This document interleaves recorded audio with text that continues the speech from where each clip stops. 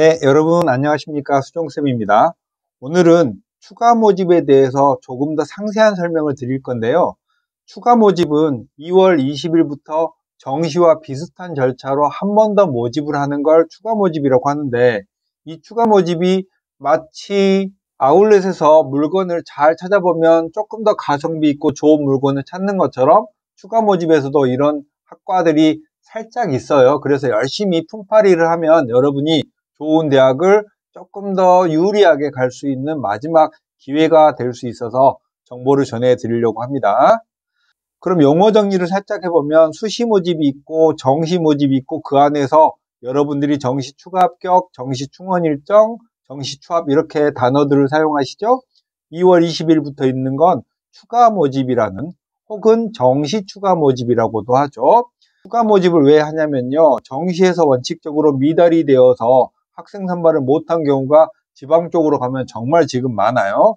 그리고 촉박한 추가 합격자 발표나 등록 일정 속에서 상위권 대학이나 심지어는 의예과도 추가 합격자가 등록을 포기하고 나서 통보 마감이 돼버리면 어쩔 수 없이 마감하게 돼서 추가 모집을 하는 그런 상위권 대학의 학과도 있고 의예과도 있다라는 사실 알아두시기 바라고, 다음 추가 모집 일정은 정시에 합격을 했는데 추가 모집에 응시하려고 정시 합격자가 등록을 포기하는데 시한이 있어요. 정시 등록 마감일인 2월 17일까지 정시 등록을 포기해야 되는데, 정시를 포기하고 추가 모집에 응시하는 것만큼 약간 위험하죠?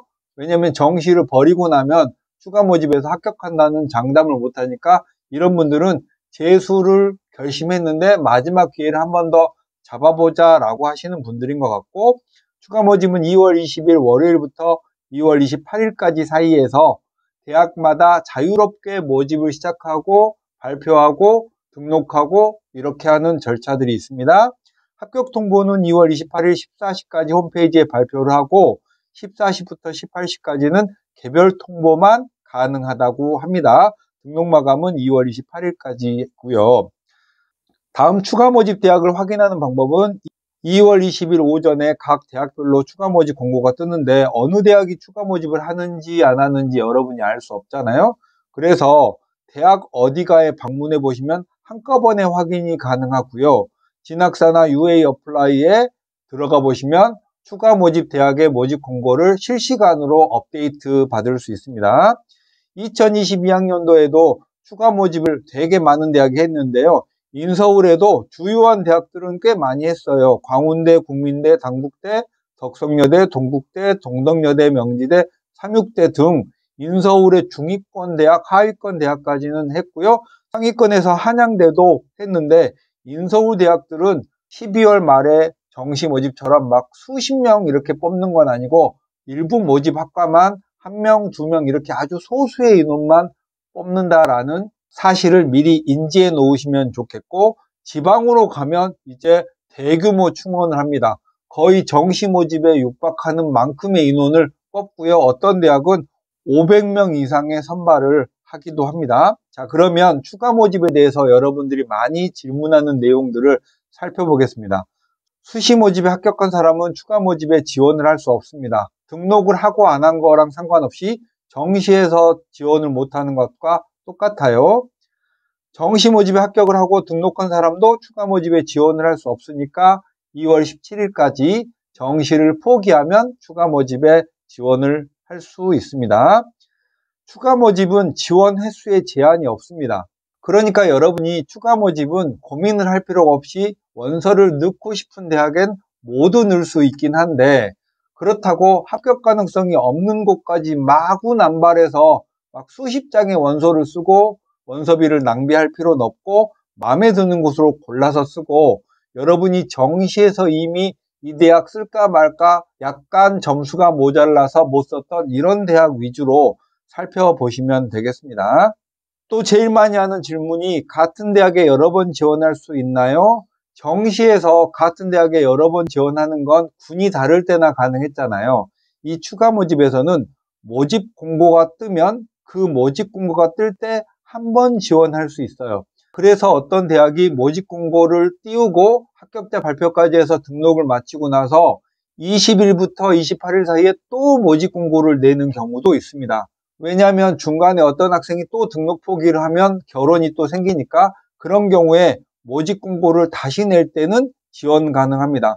근데 제가 드린 말씀은 일반적인 원칙인 거고, 대학마다 추가 모집도 모집 공고를 낼 때 모집 요강을 발표하거든요. 그 모집 요강을 천천히 살펴보시고 나서 된다 안 된다를 따져서 지원하시면 됩니다. 다섯 번째, 게릴라성 모집 공고가 뜨기도 합니다. 이 추가 모집은 말 그대로 추가로 모집하는 거라 갑자기 결혼이 생기면 모집 공고를 또 발표하기도 하고, 모집 공고를 낸 중간에 모집 정원이 바뀌고 늘거나 줄거나 할 수도 있고, 내가 어떤 대학에 어떤 학과에 합격을 했는데 더 좋은, 인기가 좋은 모집 단위가 또 모집 공고를 내기도 하고, 약간 정말 정신없거든요. 그러니까 관심 가는 대학의 홈페이지에 자주 방문해서 업데이트되는 사항을 수시로 확인해 둘 필요가 있고요. 지원하고 합격자 발표를 하고 등록하는 건 정시 모집하고 똑같습니다. 정시에서 뭐 반영하는 방법, 반영 비율 이런 것들이 있잖아요. 영어나 한국사 이런 거. 이런 내용적인 면은 정시랑 똑같아요. 그러니까 12월 말에 정시 지원을 해본 분들은 그것과 내용적인 면은 똑같다라고 생각하고 지원을 하시면 되겠고, 추가 합격도 여러 대학에 지원을 하다 보니까 중복 합격하는 경우가 많아요. 그러니까 지원을 할 때 마음에 안 드는 대학, 합격해도 가지 않을 대학을 지원하면 안 되겠고, 여러 곳에 중복 합격했을 때는 먼저 등록한 곳에 등록 포기 의사를 표현한 다음에 새로운 대학에 등록을 하면 되고, 등록 포기 신청과 별개로 환불을 받을 만한 시간적 여유가 없을 수도 있으니까 환불은 안 받아도 되고, 온라인으로 여러분이 등록 포기 의사를 정확하게 밝힌 다음에 새로운 대학에 등록하면 됩니다. 상위권 대학은 추가 모집을 거의 안 하고요. 해도 모집 단위별로 뭐 1명, 2명 이렇게만 뽑기 때문에 상위권 대학이 추가 모집을 할 거라고 생각을 하고 정시에 합격한 사람이 등록 포기를 하면 안 됩니다. 지방으로 갈수록 모집 인원이 많다는 사실을 아까 말씀드렸죠. 자, 그럼 추가 모집은 어떤 지원 전략을 가질 거냐? 여러분들이 정시 추가 모집 컨설팅 하냐고 많이 물어보는데, 사실은 정시 추가 모집은 컨설팅을 받을 필요가 없습니다. 왜냐하면 마음껏 지원하기 때문에 여러분들이 지원하고 싶은 곳은 다 지원을 하시면 기본적으로 됩니다. 첫 번째, 추가 모집 대학의 전형 방법은 수능 성적으로 선발하는 정시랑 완전히 똑같다. 이미 앞서 여러분들이 12월 말에 정시에서 대학을 골랐던 거랑 같은 절차로 고르면 됩니다. 그래서 정시 지원 때 고려했던 대학들 중에서 고르시면 잘 고르시는 거고요. 합격 컷이 어디로 튈지는 모릅니다. 다만 정시 합격선보다는 높을 가능성은 적고요. 정시 합격선보다 높다 하더라도 여러분의 점수를 너무 아깝게 하향으로 지를 필요는 없어요. 차라리 그럴 거면 재수하는 게 더 낫죠. 보통은 정시 합격컷 근처에서 결정된다고 생각을 하시고 비슷비슷한 대학군의 여러 곳에 지원을 하시면 됩니다. 대학들이 추가 모집의 입시 결과를 여러 이유로 공개하지 않습니다. 뭐 쪽팔리는 이유도 있을 수 있겠죠. 그래서 세간에 합격컷이 무지 높다더라, 어느 점수대도 합격했다더라 라는 소문이 많은데 알려진 건 없고요. 정시 합격선 근처에서 합격됐다라고 여러분도 생각을 하시면 되겠습니다. 세 번째, 원서 접수 마지막 날까지 모집 인원을 확인하고 쓰세요.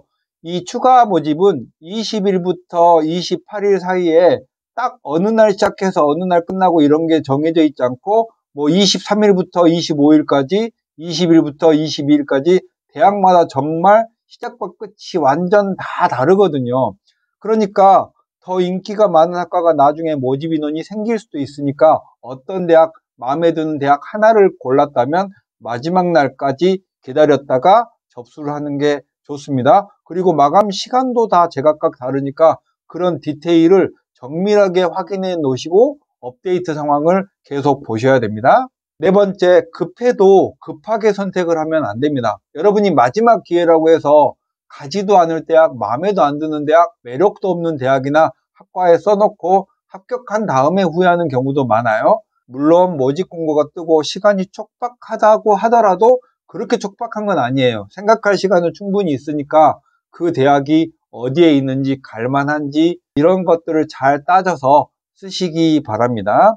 만약에 여러분들이 대학의 우선순위를 모르시겠다면 인서울은 우리가 보통 아는 인지도가 있잖아요. 그리고 이미 정시에서 충분히 생각을 해보셨을 거고, 서울이 아닌 바깥으로 지방으로 가야 된다면 우선순위는요, 인서울의 중하위, 지방거점 국립대, 인서울의 하위권, 지방국립대, 그리고 집 가까운 대학, 이 순서대로 우선순위를 정해서 대학을 골라보시면 되겠습니다. 여러 곳에 합격할 가능성도 있으니까 우선순위를 정해놓고 중복 합격했을 때 빨리빨리 포기하고 새로 등록할지 새로 합격한 곳을 버릴지 결정을 해놔야 되고요. 무제한이라고 터무니없이 상향 지원을 하지 마세요. 대학에서 합격을 안 시켜줍니다. 의미 없는 일이에요. 돈만 아깝습니다.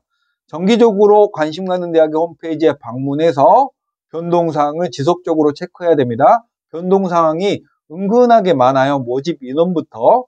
자, 이렇게 해서 정시 추가 모집이 어떤 느낌인지 여러분이 경험을 아직 못하셨기 때문에 제가 소개를 드렸는데요. 실제로 20일이 되면 정말 정신이 없게 복잡하고 바쁘고 촉박합니다. 미리미리 작년에 추가 모집 대학은 어느 대학이 있었는지 제가 소개해 놓은 걸 보고 그 대학의 과들도 이런 과가 좋겠구나라고 몇 개를 미리 살펴놓으시면 좋을 것 같아요.